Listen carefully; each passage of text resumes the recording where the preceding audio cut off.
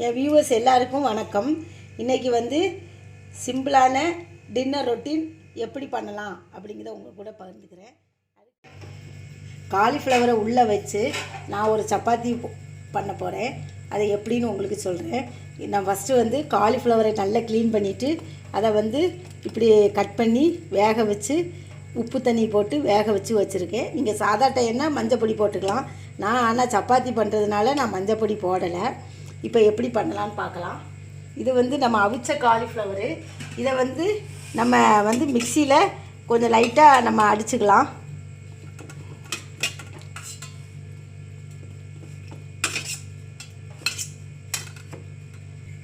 இதை வந்து நான் அரைச்சிட்டு உங்கள்கிட்ட காமிக்கிறேன்.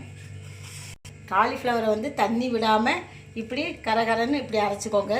இப்படி இருக்கும் பார்க்குறதுக்கு. தண்ணி ஒன்றும் விட வேண்டாம், இப்படி இருக்கட்டும். இதை இப்போ நம்ம எப்படி பண்ணலான்னு பார்க்கலாம். ஃபஸ்ட்டு வந்து நான் ஒரு இரும்பு கடாய் வச்சுருக்கேன்.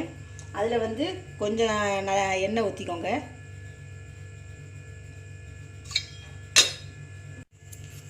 ஆயில் ஊற்றியாச்சு. ஒரு இரும்பு கடாயை அடுப்பில் வச்சுருக்கேன்.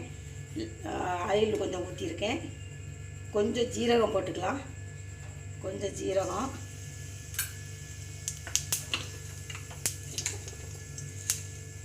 அப்புறம் கொஞ்சம் பெருஞ்சீரகம்,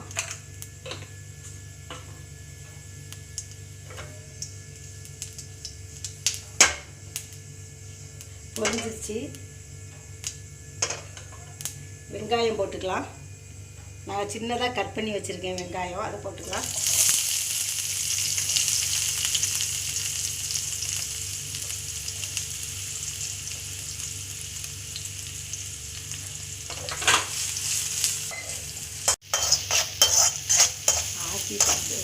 சின்னதாக கேப்சிகம் கட் பண்ணி வச்சுருக்கேன், அதை போடுறேன்.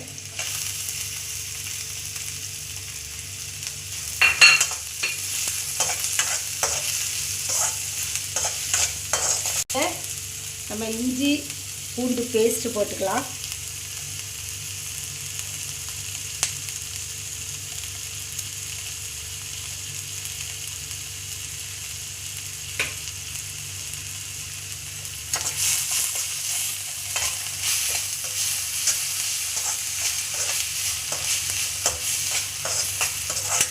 அப்புறம் பொடியாக நறுக்கி வச்சுருக்கிற தக்காளி போட்டுக்கலாம்.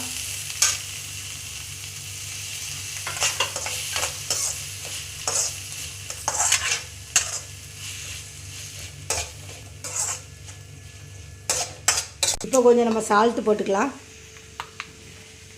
தேவைக்கு கொஞ்சம் போட்டுக்கோங்க.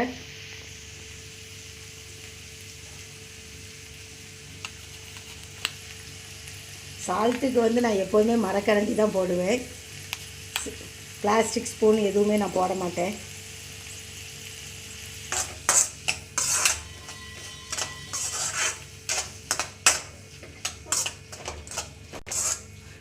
கொஞ்ச நேரம் வதங்கிடுச்சு. இப்போ நம்ம வந்து இந்த அரைச்சி வச்சுருக்கிற காலிஃப்ளவரை அதில் போட்டுடலாம்.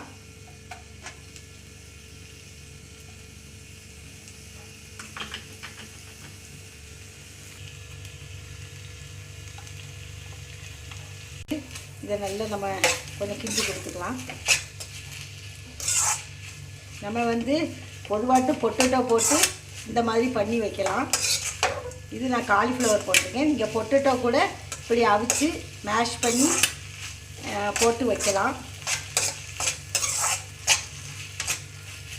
இந்த ஸ்டேஜில் நம்ம வந்து காரமே நான் போடலை. அதனால் காரத்துக்கு ஒரு ஸ்பூன் வத்தல் பொடி,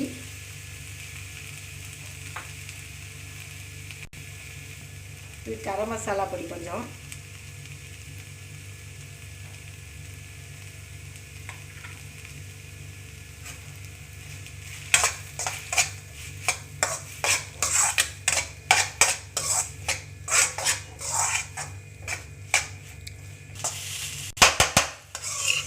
நல்ல கட்டியாயாச்சு.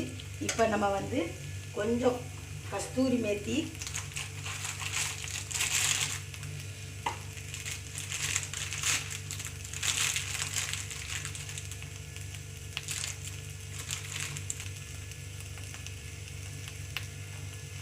இப்போ இந்த கஸ்தூரி மேத்தியை கொஞ்சம் போட்டுடலாம்.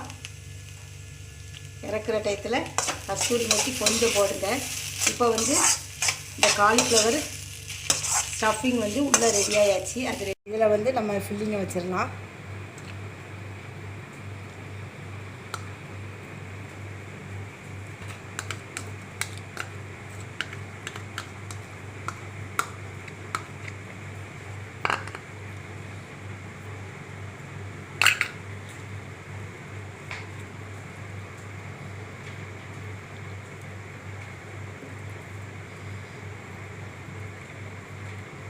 இதை நல்லா ஃபுல்லாக பரத்திடுங்க.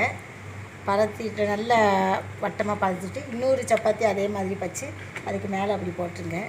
போட்டுட்டு அதை வந்து நம்ம லைட்டாக தண்ணி வச்சு இப்படி அமுக்கி விட்டுருங்க.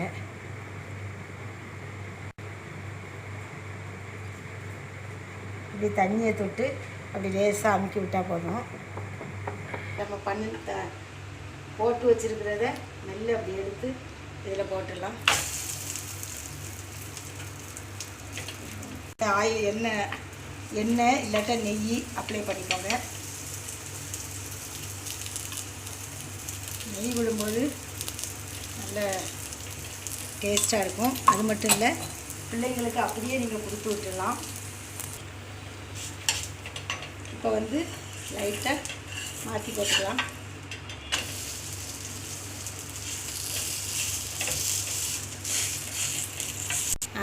இப்போ வந்து சப்பாத்தி எடுத்துடலாம். இதை தொட்டுக்க வந்து நம்ம கடையில் விற்கிற பூண்டு ஊறுகாய் தான், வேறு நான் வந்து பெரிய இதில் வாங்கலை.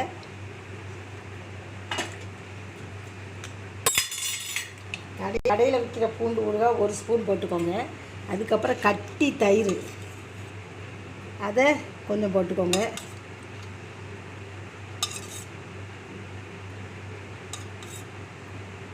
அதை போட்டுக்கோங்க. போட்டு ரெண்டையும் மிக்ஸ் பண்ணிக்கோங்க.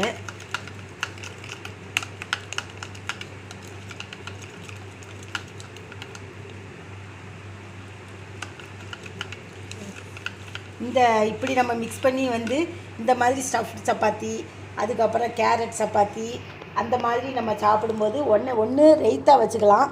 இல்லாட்டா இந்த மாதிரி நீங்கள் தயிருக்கு இப்படி போட்டு கூட நீங்கள் வச்சு சாப்பிட்லாம். இப்போ ரைத்தா கட் பண்ணதுக்கு உங்களுக்கு டைம் இல்லைன்னா இந்த மாதிரி தயிரில் ஒரு பூண்டு ஊறுகாய் இருந்துச்சுன்னா அதை போட்டு, இல்லை மாங்காய் ஊறுகாய் இருந்தால் அந்த மாங்காயினுடைய சாறை போட்டு குழப்பி இந்த மாதிரி தொட்டு சாப்பிட்லாம். இதுதான் என்னுடைய night routine. Stuffed cauliflower stuffed சப்பாத்தியும் பூண்டு தயிர் போட்டு ஒரு சின்ன ஒரு ரைத்தா மாதிரி வச்சுருக்கேன். இந்த காம்பினேஷனில் நீங்கள் கண்டிப்பாக செஞ்சு பாருங்கள். இந்த டேஸ்ட்டு உங்களுக்கு ரொம்பவே பிடிக்கும். அது மட்டும் இல்லை, பிள்ளைங்களுக்கும் இந்த சப்பாத்தியை நீங்கள் லஞ்ச் பாக்ஸில் அப்படியே ஒன்று வச்சு நீங்கள் கொடுத்துடலாம். காரத்தை மட்டும் நீங்கள் கம்மி பண்ணி போட்டால் போதும்.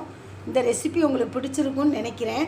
பிடிச்சிருந்தால் லைக் பண்ணுங்கள், கமெண்ட்ஸ் கொடுங்க, மறக்காமல் சப்ஸ்கிரைப் பண்ணுங்கள். தேங்க்யூ.